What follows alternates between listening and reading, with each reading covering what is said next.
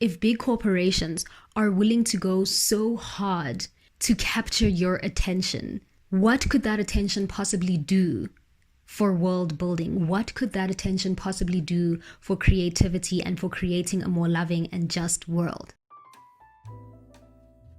Hey, wonderful human, welcome here. Today here is a place to explore entertainment, dystopian entertainment specifically, and also our precious attention and how the attention economy is truly sapping us dry of one of the most important things to our creativity. I also want to talk a little bit about preference and the death of preference. Again, something that is so necessary and so important to world building. Inspiring this conversation is the very recent Venus retrograde. Venus retrograde happened at the same time as Mercury retrograde. Now, Venus is the planet of love, of connection, art, creativity, justice, pleasure, and Mercury is the planet of communication, translation, language, connection as well. I think as a collective, we're more familiar with Mercury retrogrades, right? We're being told to back up our photos, double check emails, all of those things, because Mercury retrograde is known to cause some problems with our technology. It's also known as a time where things usually get lost in translation, where we're misunderstood, lots of awkward moments happening. So when Mercury is in retrograde, communication is just, it's not working the way it usually does. Venus retrograde is a lot more rare than Mercury retrogrades, and Venus is eternally good. There are always gifts to be given by Venus.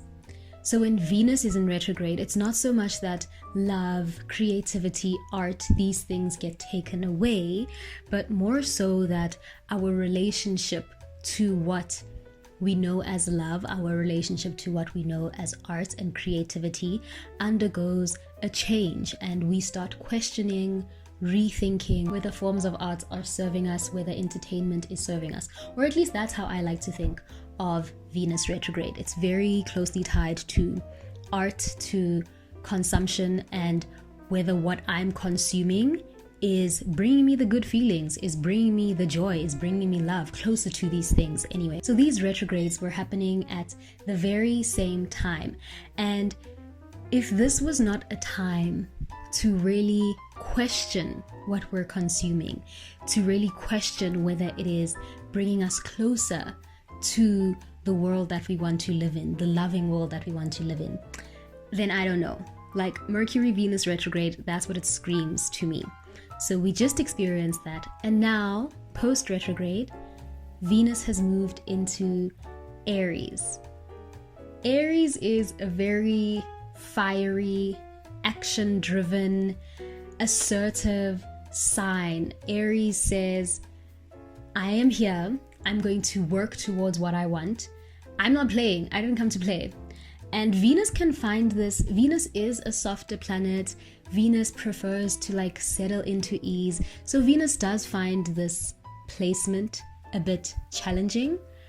But again, Venus is eternally good. So whichever sign Venus is in, there will always be something to be learned. There will always be a gift here. And Venus being in Aries is really saying, take your love and put it in action.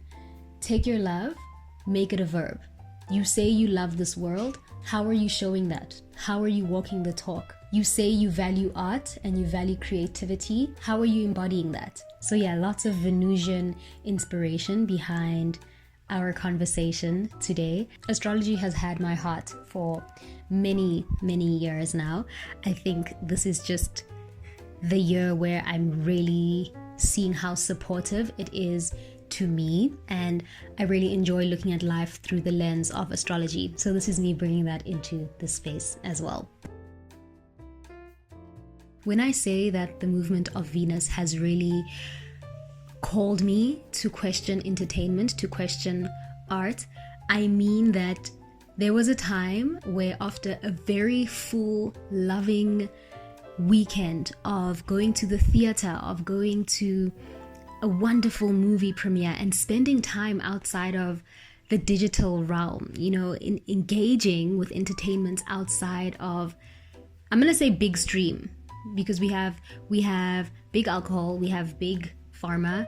I'm going to say big stream now to as a catch-all phrase for all the major streaming platforms. They have had me for the past few years. They have gripped my attention so severely. And after this full weekend of experiencing entertainment in the real world, of watching a stage production, I went and watched The Picture of Dorian Gray. Exquisite, incredible. I felt so romanced by myself because it was a solo date. After experiencing that, and then a movie premiere as well, after this intense, beautiful weekend high, I wanted more of that. So I went back home and I put on Netflix and I started watching something. I remember that night I slept at like 2 a.m. watching a subpar series, watching something just because I had access to it and I wanted to experience some sort of like joy, entertainment.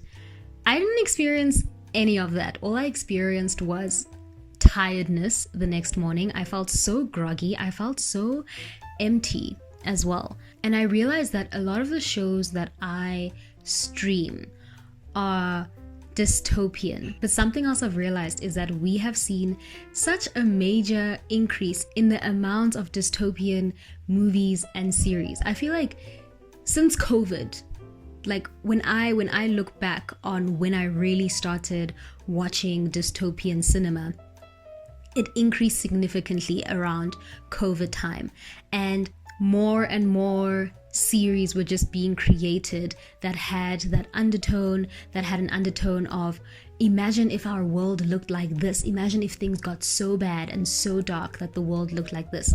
And I can sort of understand why there's been such a giant surge in dystopian entertainment. COVID was one of the most violent illustrations of capitalism, and ever since then we've just been seeing more and more violence caused by capitalism. Like, we cannot ignore it any longer. Dystopian entertainment is a form of escape. It allows us to soothe ourselves, and I'd even go as far as saying that it allows us to maintain an illusion of control over our reality, even though we are living in an ending world.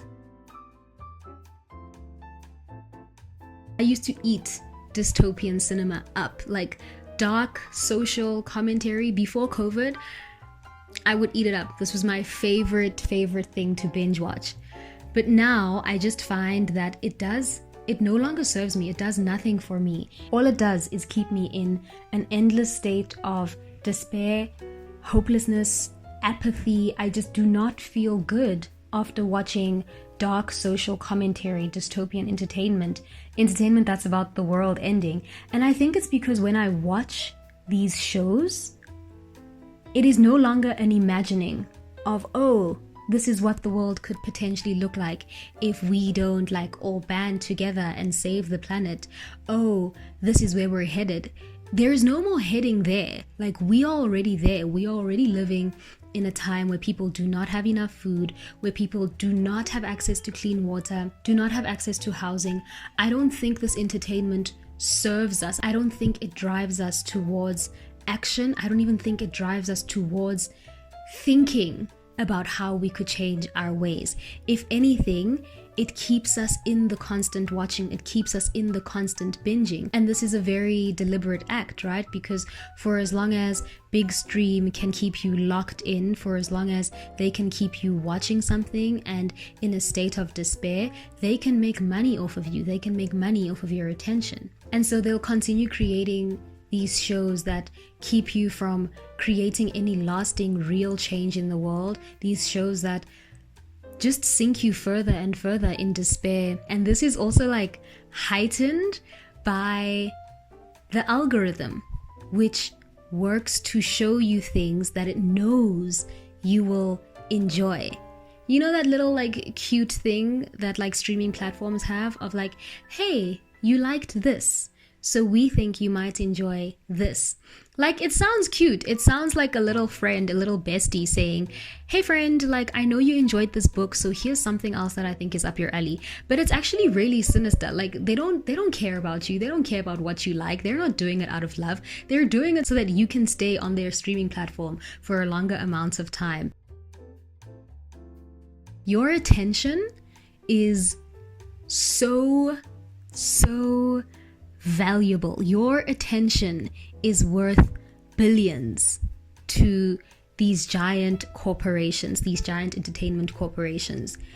They have hired the best people in the game, the best psychologists, the best user interface designers, human behavior specialists, the best of the best in the game to keep you zoned out, to keep you locked in. And like when I think about this, it's really difficult, right? It's like, okay, so then like, what must I do? It's like just me and my brain, and they've studied the human brain so well that they've developed this algorithm that knows my next move. Like, I'm up against that. But I guess I'm more so saying this to show you how invaluable your attention is.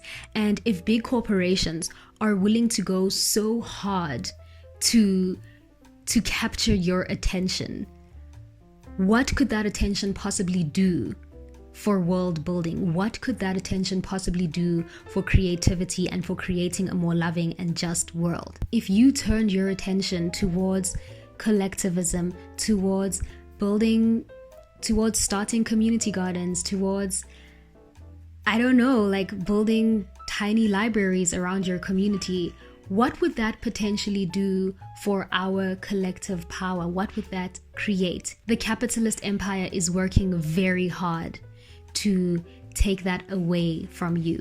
It feels very empowering for me to say that, oh wow, they're working overtime for my attention. I'm gonna take it away. Like, I'm gonna do my own thing with my attention. I'm gonna turn it towards something else. I'm gonna turn it away from them. And of course, this is easier said than done, and it's more of a practice than it is something to perfect. It's more so in which small ways can I take my attention away from media that leaves me hopeless and in states of despair, and put it towards things that fill me with love and hope and drive. Know that your attention is valuable, and whatever you give your attention to becomes your reality. It becomes what you embody and what you perceive in the world. If you give your attention to love, you become love. You see love in the world. You see your neighbors through the lens of love. Whereas if you give your attention to despair, you see everything through the lens of despair. So try and give your attention to things that fill you. During Venus retrograde and this questioning of entertainment, I made the decision to cancel Netflix. I don't have Netflix anymore. And it was hard in the beginning. Like, it was really hard not having anything to, like, after work, just like jump back on my laptop and watch something. But now I'm like, oh wow, life is quiet. What can come from this quiet? What ideas do I have in this quiet? Releasing this YouTube video is one of those ideas. So take baby steps towards reclaiming your attention and pouring it into things that you want to see more of in the world. Going to the theater, going to movie screenings, and then having a discussion afterwards. Having a book club with friends. Small things that take you away from the internet. Tiny ways. And more towards interacting with real people, sharing ideas, and seeing just how much hope and joy and love still exists in the world.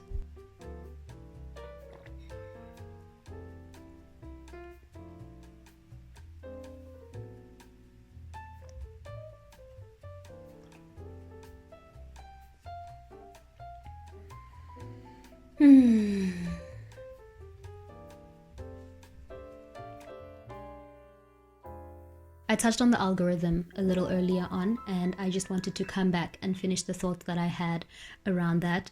I mentioned it in the context of how the algorithm on streaming platforms knows that my default is dystopian entertainment. It's going to continue showing me what I know.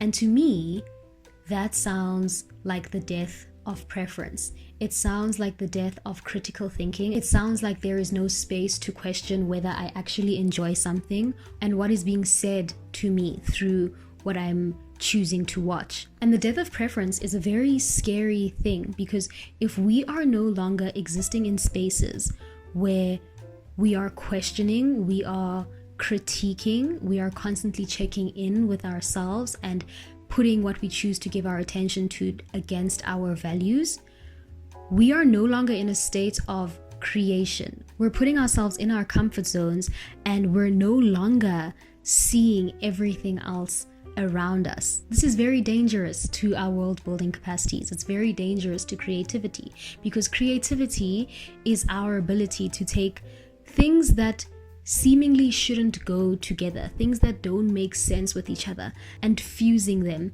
It is our ability to ask, what else exists here? What else could be possible here? But if we're constantly seeing the things that we know, there's no space to see other possibilities. There's also no space for our thoughts and our ideas to develop if we're living in an echo chamber of what we know. If we're constantly engaging with the same thoughts, the same ideas, same people who think like us, there's no room for us to refine our beliefs, to add texture. It's when our beliefs are critiqued, it's when we critique, that our ideas about the world mature. And if we give our power to the algorithm, be it on streaming platforms or on social media, if we give it the power to dictate our preferences to us, we are giving it power over our creative abilities. And that is destructive. That is not helpful to our world building. I hope that this video has shown you how precious and sacred and valuable your attention is, how powerful you are as a world creator, and how what you give your attention to, your focus to, shapes what you create. Consider what would be the most loving step for you after watching this video. And even after watching this video, ask yourself whether it would be supportive and nourishing to you to watch something else, because I know there's always like a recommended section on YouTube. So yeah, at the end of this, question whether you want to give your attention to something else on this platform, or whether you want to give it to something away from the screen. I'm wishing you well, and I'm sending you love, and please do let me know what these Venusian musings have inspired in you. Let me know how Venus in Aries is calling you towards love in action, is calling you towards creating the loving world that you dream of.